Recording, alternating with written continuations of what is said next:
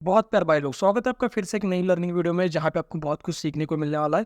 तो जो आपकी डिमांड थी सपोर्ट रेजिस्टेंस के ऊपर एक वीडियो बनाओ, बहुत से लोग बोल रहे थे, कमेंट में बोल रहे थे, इंस्टाग्राम पे बोल रहे थे कि भाई एक वीडियो बनाओ सपोर्ट रेजिस्टेंस के ऊपर। तो ये आपके लिए आप आज कुछ बहुत कुछ सीखने को मिलने वाला है कि सपोर्ट रेजिस्टेंस एक्जैक्टली कैसे ड्रॉ करना है, ठीक है ना। आप पहले तो टाइम फ्रेम हमारा 1 मिनट का रहता है। जो एसएल के अकॉर्डिंग ट्रेड करते हैं उनको पता होगा। जो प्राइस एक्शन के अकॉर्डिंग ट्रेड करते होंगे उनका प्राइस एक्शन उनका जो टाइम फ्रेम होगा वो 5 मिनट का होगा, ठीक है। अब यहाँ पे क्या होगा, पहले तो टाइम फ्रेम को चेंज करो। यहाँ से टाइम फ्रेम यहाँ पे दिखेगा, ठीक है। अब लेफ्ट कॉर्नर में यहाँ पे देखोगे तो यहाँ पे टाइम फ्रेम को पहले यहाँ पे फिर 5 मिनट करना है हमें। अब देखो, दो बातें आपको याद रखनी है, तो वीडियो के एंड में बताऊंगा जो कि बहुत इंपॉर्टेंट है। अब नॉर्मल रेजिस्टेंस और सपोर्ट हम लोग कैसे ड्रॉ करेंगे, जैसे मुझे नहीं पता अब आगे क्या होगा, ये यहाँ पे समझो, ठीक है। अब ऐसा कंसिडर करो कि मुझे ये वाला चार्ट नहीं पता, ठीक है, ये वाला चार्ट नहीं पता। अब यहाँ यहाँ पर आके मार्केट क्लोज हो गया, तो अब मैं कैसे ट्रेड करूँगा, मतलब सपोर्ट रेजिस्टेंस कैसे बनाऊंगा। तो पहले आके मैं जो डे हाई बनाया ना, इसको ही पहले रेजिस्टेंस मानूंगा। पहले ऐसा ही पकड़ना आपको, ठीक है।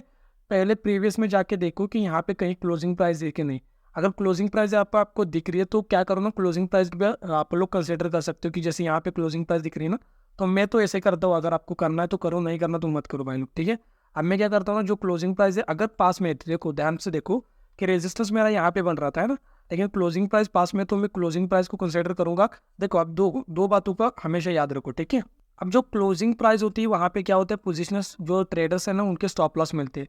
तो मैं क्या करता हूँ, अगर क्लोजिंग प्राइस पास में तो उसको ज़्यादा इंपॉर्टेंस देता हूँ। तो यहाँ पे अगर आपको ऐसा भी, अगर रेजिस्टेंस आप लोग ऐसे भी ड्रॉ करो ना, यहाँ पे देखो, यहाँ पे भी हाई टू हाई एग्जैक्टली आ जाएगा। लेकिन मैं यहाँ पे अगर क्लोजिंग प्राइस पास में, तो मैं क्या करता हूँ ना, इस क्लोजिंग प्राइस को यहाँ पे कंसिडर करूंगा।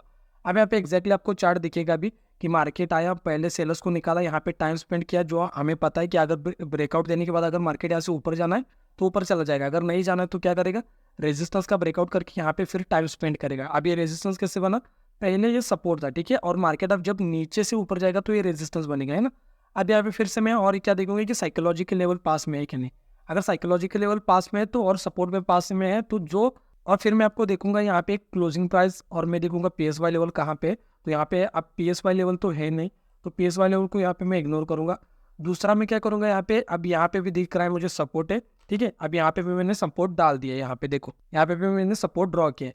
अब देखो, देखो ध्यान से देखो, ठीक है। अब यहाँ पे मैं क्या करता हूँ ना, ये रेजिस्टेंस से ज़्यादा कॉम्प्लिकेटेड मत करो। जो प्राइस एक्शन के अकॉर्डिंग ट्रेड करती है भाई लोग, आप सपोर्ट रेजिस्टेंस, आप देखो यहाँ पे एक हाई बन गया, यहाँ पे एक लो बन गया, फिर हाई बन गया, तो मार्केट यहाँ से फिर से नीचे आ गया। तो ये वाला है जो हमारा रेजिस्टेंस रहेगा, जहाँ से मार्केट ने बाउंस बैक किया है, ठीक है। और सपोर्ट क्या रहेगा, जहाँ से मार्केट ने फिर से एक आया नीचे और बाउंस बैक किया। तो ये जो यहाँ पे जो एरिया होगा ना, इसको हम लोग क्या बोलेंगे, सपोर्ट बोलेंगे। और जहाँ से मार्केट ने रिएक्ट किया ना, ऊपर जा रहा था और यहाँ से नीचे आया ना, तो इसको हम बोलेंगे रेजिस्टेंस, ठीक है।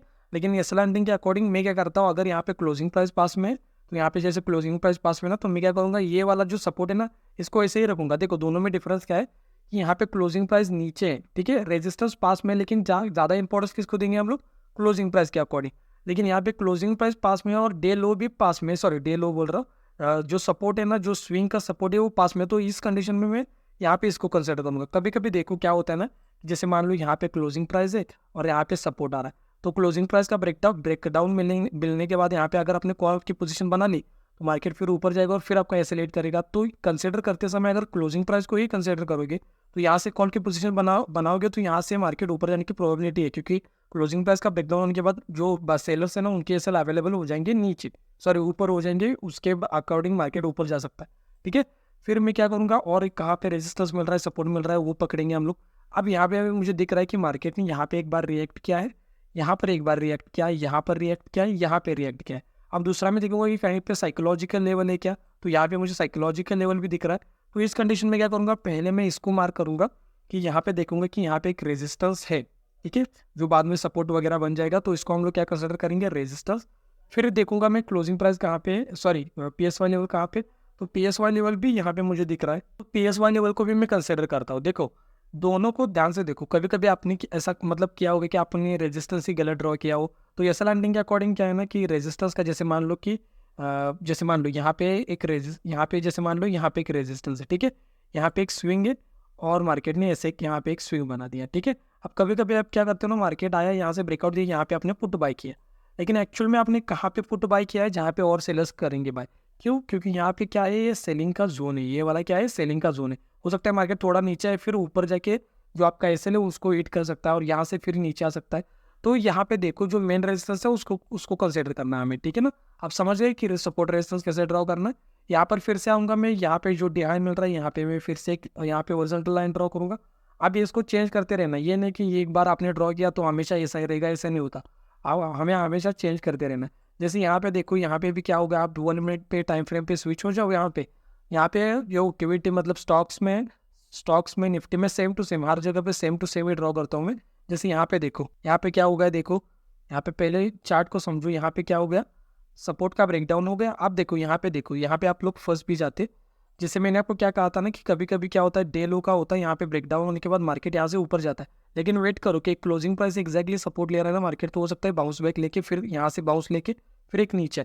तो जब तक इस सपोर्ट का ब्रेकडाउन नहीं मिलता तब तक हमारी कॉल साइड पोजीशन बनेगी नहीं, क्योंकि यहाँ पे एम पैटर्न भी दिख रहा है मुझे।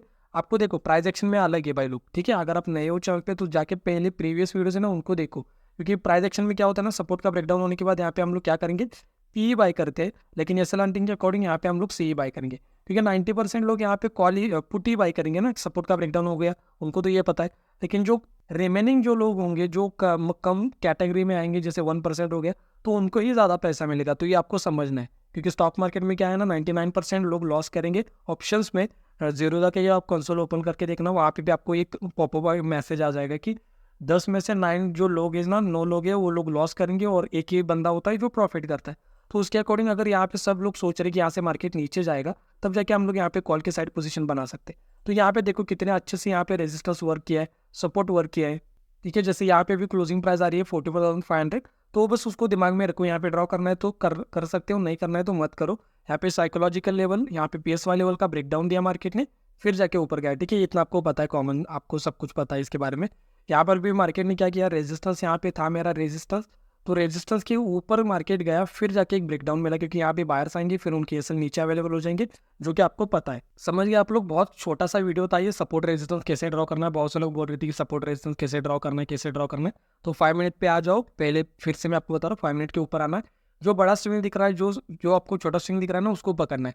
अब यहाँ पे भी देखो, यहाँ पे एक साइकोलॉजिकल लेवल है, और यहाँ पे मुझे आप क्या दिख रहा है, फिर से मैं आपको ड्रॉ करके दिखाता हूँ। यहाँ पे एक बार हम लोग निफ्टी में भी जाएंगे, यहाँ पे एक बार निफ्टी में जाएंगे हम लोग, तो निफ्टी में भी एक बार मैं आपको दिखाता हूँ। यहाँ पे निफ्टी में सेम है सब, HDFC में सब सारी जगह पे सेम ही है, ऐसा नहीं कि यहाँ पे अलग है वहाँ पे अलग है। सपोर्ट रेजिस्टेंस सिंपल है, ट्रांजेक्शन के अकॉर्डिंग ट्रेड करते हो तो सिंपली रेजिस्टेंस और सपोर्ट के अकॉर्डिंग आप लोग हॉरिजॉन्टल लाइन मार्क कर सकते हो।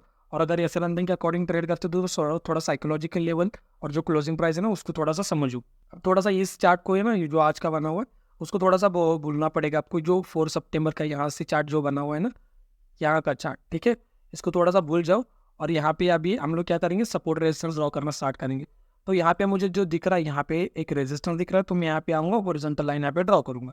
दूसरा मुझे क्या दिख रहा है कि यहाँ पे एक रेजिस्टेंस दिख रहा है, तो आऊँगा यहाँ पे एक ड्रॉ करूँगा, ठीक है। अब यहाँ पे मुझे देखना है कि साइकोलॉजिकल लेवल पास में है क्या, तो मुझे साइकोलॉजिकल लेवल कहीं पास में नहीं दिख रहा, यहाँ पे दिख रहा है, ठीक है, 19,500, ठीक है। यहाँ कहीं पे साइकोलॉजिकल लेवल है, तो मैं इसको कंसिडर करूँगा 19,500, क्योंकि डिस्टेंस ज़्यादा है तो इसको कंसिडर करेंगे हम लोग।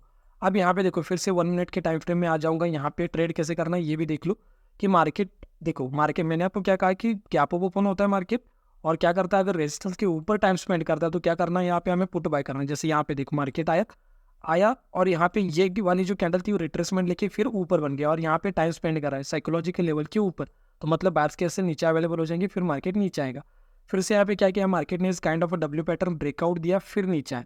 दूसरा मैंने क्या कहा, क्या जब तक यहाँ पे सपोर्ट का ब्रेकडाउन नहीं होता तब तक यहाँ पे कॉल की पोजीशन मत बनाओ, ठीक है। अब यहाँ से मार्केट ऊपर गया तो उसको छोड़ दो। कभी कभी क्या होता है ना, क्लोजिंग प्राइस अगर पास में, जैसे यहाँ पे क्लोजिंग प्राइस पास में, तो क्लोजिंग प्राइस का भी ब्रेकडाउन देगा फिर ऊपर जाता है। अब ये समझने के लिए आपको क्या करना पड़ेगा, थोड़ा प्रीवियस चार्ट भी देख लो कि प्रीवियस चार्ट पे क्या किया है मार्केट ने, क्योंकि प्रीवियस चार्ट है ना वो कभी रिपीट नहीं होता, ठीक है। अब यहाँ पे देखो मॉर्निंग में क्या होता है, ये कौन सी डेट है ये, ठीक है, ये 4 है, और यहाँ पे 3 में देखो, ठीक है, यहाँ पे। अब यहाँ पे देखो, यहाँ पे 1 सितंबर, यहाँ पे देखो, यहाँ पे क्या हुआ था, मार्केट की ओपनिंग हो गई यहाँ पे, और मार्केट ने क्या किया, डायरेक्टली गैप डाउन ओपन होके फिर ऊपर गया। तो यहाँ पे आज क्या है कि चार्ट तो सेम नहीं है, ठीक है, चार्ट तो ये सेम नहीं है। तो अगर ये अगर कल ऐसा चार्ट बनता कि मार्केट आता डे लो के पास में आके फिर यहाँ सपोर्ट लेके जाता, और कल भी प्रीवियस में भी ऐसा बनता, तो इस कंडीशन में यहाँ पे कॉल की पोजीशन मत बनाओ, क्योंकि जो प्रीवियस चार्ट होते हैं वो रिपीट नहीं होता, ठीक है। आई होप कि आपके जो डाउट्स थे सपोर्ट रेजिस्टेंस के अकॉर्डिंग कैसे ट्रेड करना है और कैसे ड्रॉ करना है, ये मैंने आपको डाउट सॉल्व कर दिया, ठीक है।